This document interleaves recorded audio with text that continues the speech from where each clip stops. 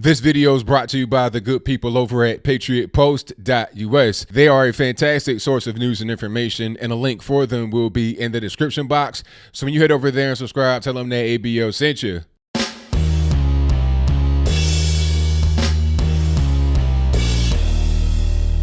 How's everybody doing? My name is Anthony Brian Logan, and today we got to talk about this top 100 innovators list from Forbes that has a lot of people on the left really triggered, really butthurt, really upset because of the lack of quote unquote diversity. They're not talking about necessarily the race. I mean, they are. They're saying it's not enough black men or whatever, although they are more than just the white man. But for now, I digress. They're saying that it's not enough women on the list. I think there's one woman there, and her name is Barbara Rentler from Ross Stores. I think she is a CEO or some other high-level position over at Ross. Now, this list is very exclusive. You're talking about guys like Elon Musk, Tim Cook from Apple, Jeff Bezos, Amazon, Sergey Brin and Larry Page from Google are like number 7. Okay, not even Google, Alphabet, which is Google's parent company, which includes YouTube. I mean, you're talking about really high level people at gigantic companies. Okay, this list is very exclusive. I didn't even see Peter Thiel on here, who founded PayPal. I think also eBay, if I'm not mistaken. If I'm wrong, let me know in the comments below. But I know he founded PayPal and is currently a venture capitalist. This is a very exclusive list. So for anybody to get on there, man, woman, white, black, Puerto Rican, Kenyan stripe, is going to be kind of hard to do. People are saying that there should be more women on a particular list. I saw one thing where somebody came up with their own list of women and there was only 50 people on it. I was like, okay, you have a top 100 list that excluded some of the top men in business today, but your list of women couldn't even crack the 100 mark. You got to go 50. Maybe it's a matter of time and whatnot, but I don't know. All I'm saying is that at a certain point, we just got to look past the exclusion of certain demographics alone and say, oh, this is sexist, this is racist, this is any other obic ober-ist. Maybe we got to say there's something beyond the negative things you want to put on it, trying to attack Forbes. Maybe it's just how human beings are. Just maybe. I mean, if there were a list of like, I don't know, the top 100 singers, it'll probably be mostly women. I mean, I'm saying there are male singers, of course, but when you're talking about singers, I mean, who pops into your mind?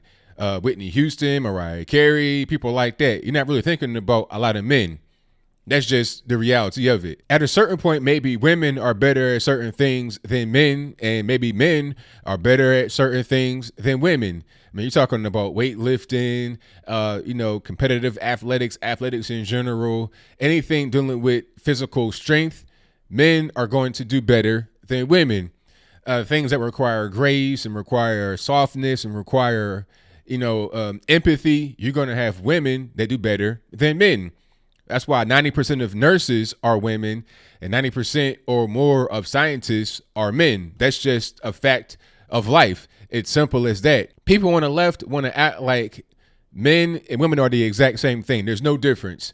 It's only just the Indy and the Audi. That's the only difference. But there's much more to men and women than their physical appearance on the outside. It's much deeper than that. The way we think, the way we act, the way we process information, risk taking. Somebody put out a great video and a caption, kind of a meme on Twitter, which says, this is the difference between men and women. They're at a gym. Men are generally doing their own program, working out on machines by themselves without a trainer or a partner or whatever. And women are generally going to be in the classes. That's usually how that works. Sometimes you're going to see women on the machines by themselves, and sometimes you're going to see men in classes. But generally speaking, you're not really going to see men in fitness classes with a bunch of other men or a bunch of other women. If you see a man in there, he'll probably be the instructor, like a Zumba instructor. He won't necessarily be taking the class or a spin class or something like that. That's not really what men are into. If we go to the gym, we're going to be on the machines, doing free weights, push-ups, sit-ups, pull-ups. That's what we're going to pretty much be doing. Not necessarily in the classes, because men are generally self-starters, where women are generally followers. Nothing against women, nothing against men. I'm just stating facts. See what I'm saying right now? This is what James Damore, formerly of Google, if I'm not mistaken, got in trouble for. You know, he put out this whole thing in an internal document. They called it a manifesto, an anti-woman manifesto, woman-hating manifesto. No, it's just a document that was explaining why women are in certain positions at a job and why they may not necessarily get promotions, or why they may not be represented in a higher number in tech. Women are generally not interested in tech. Okay. They're not interested in doing things that require them to be by themselves. Like what I'm doing right now, there's nobody here in this house. It's just me. I'm doing this by myself. And when I'm done, I'm going to edit it by myself, upload it by myself. I'm going to do all these things by myself. Now, I might hire somebody to do certain things for me if I didn't have enough time or if I had a lot of money. Like some people would do everything by themselves and then just farm out certain tasks to other people. But what I'm not going to do is have a lot of people in here doing this with me. It's not going to be a group activity. Most men that are on YouTube, especially and radio and other places, they do things like that, which is why when you see the Black Leadership Summit, or when I went to Phoenix last year with Turning Point, it was mostly males that were there as YouTubers. Okay. People were saying, oh, where are the women? Is that in the third? Well, a lot of women aren't interested in doing what we're doing. Now, you got some great women doing what we're doing. I mean, the biggest star as far as people that are YouTubers or were YouTubers and have risen, Candace Owens. She is the biggest out of male and female. And I think she's probably the biggest political person that has come from the independent side of things ever that I can remember. I mean, I don't know anybody that is the equivalent to her on either side of the aisle as far as fame and popularity and importance. I don't see anybody else. But the fact is that most people that do this are men. Most men are going to be self-starters where most women are not going to be. That's just a simple situation that we have going on here. So to bring it on back home to this whole list thing and people being upset that there's not enough women, look at the reality of human beings today. Men generally enjoy doing certain things. Women generally enjoy doing other things. Sometimes we do things together, of course, but we have different interests because we're different people. We're not the same thing.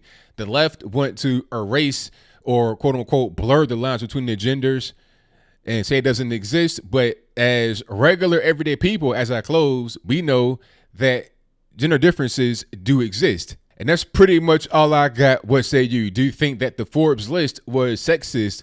Was it racist for not having enough quote unquote other minorities, meaning not Asian and white male or Jewish people? They got to have more blacks and Hispanics and women. Are they sexist and racist for that? Or is this list very difficult to get onto in general? There are thousands upon thousands upon thousands of businesses and CEOs and directors and founders out there in America, if not millions, but this only has 100 of them. Like I said, Peter Thiel, the founder of PayPal, that I use all the time, been using it for a long time since I've been in college, like 04, 05, he was not on the list. So if he cannot make the list, why do you think that women who aren't necessarily the founders of big businesses and big important CEOs should be on the list? Why? Because they're women only?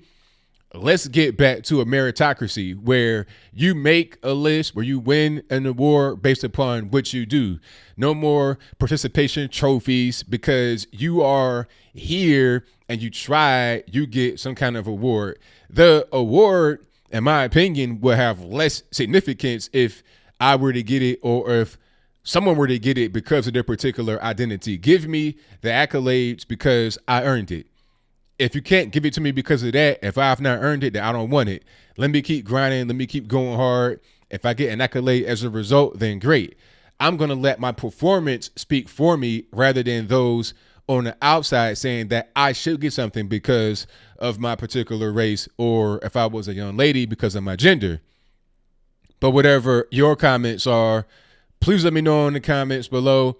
And that's all I got to say for this video. If you like what you heard, please comment, rate, share, and subscribe.